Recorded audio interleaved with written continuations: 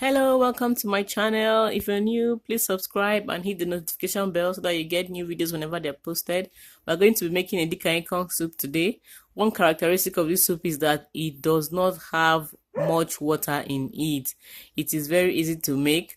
To make this soup, we are going to use the following ingredients: ugu leaves properly washed and cut neatly, water leaves properly washed and cut, Kpomo, yellow and red scotch bonnet, onion, crayfish.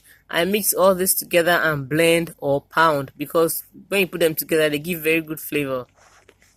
Stockfish, meat. I'm using goat meat, but you can use whatever you want. You can mix them up if you want. Dried catfish, properly washed and deboned. Seasoning cubes and salt. 2 cooking spoons of palm oil. Put the washed meat in a pot with the washed kpomo and the stockfish.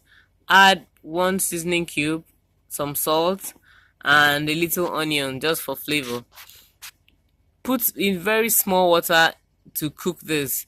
Edikang Ikong does not require a lot of water, so just put in little water and start cooking. Cooking tip: sprinkle some salt on your ugu leaves. Let them sit for about 5 minutes. Squeeze them. You will notice some liquid coming out. This will also reduce the amount of water you have in your soup. I added my catfish off camera. You can see that the goat meat and the palmoil, everything is properly cooked.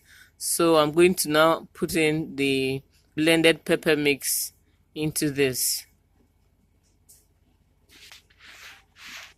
I added my catfish off camera, but you can see that the meat is cooked, the palmoil, everything is cooked, and the water has gone down considerably. I added my blended pepper mix, so I'm just mixing it up. It is at this point I'm going to put in the palm oil. Cooking tip: always put your palm oil in before your vegetables. This is to allow the palm oil cook properly and that taste and smell of palm oil is gone. If you put in your vegetables before you put in your palm oil, they will overcook before that smell and taste is gone. We're going to allow this cook until the water is very minimal. It's just basically the palm oil and the pepper mix that is going to be left. All the water is gone. It's just left with the pepper mix and palm oil, you can see. So it's at this point that we're going to put in our water leaves. After putting in the water leaves, you're now going to mix it properly and allow it cook for just a few minutes, about 3 minutes, 3 to 5 minutes. You can see all this liquid, all this water here is from the water leaf, living up to its name. So at this point, I'm going to now add ugu leaves, but I pounded some pepper roughly and put in here because I just like saying pepper. It's very optional. You don't have to do this if you don't want to. So I'm going to put the ugu leaves now.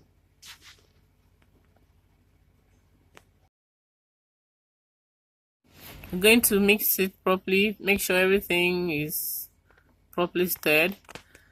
After this, now check for seasoning. Make sure your salt and seasoning is okay.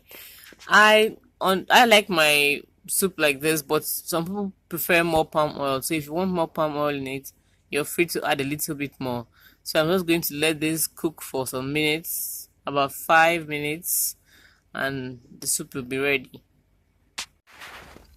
After the vegetables have cooked for about 5 minutes, you can keep them down. The soup is ready. You can see how it looks, so fresh and green, and it tastes amazing.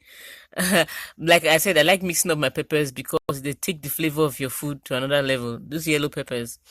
So this is the soup. If you like more palm oil than I do, please feel free to add a little more palm oil, but this quantity is okay for me. You can take this with whatever swallow, like I said. Sometimes I even eat my own with rice. I hope you get to try this. Let me know how it goes for you. So guys, here's our soup. You can see that it's actually quite easy to make. The name Edikang Ikong scares people sometimes. It's actually not as daunting as it seems. It's very easy to make. A detailed list of the ingredients is in the description box, so you can check it with also the written steps. I hope you enjoyed this video. Please give this video a thumbs up if you like it, and don't forget to subscribe if you're new here. Thank you very much for watching. Until next time, thank you. Bye.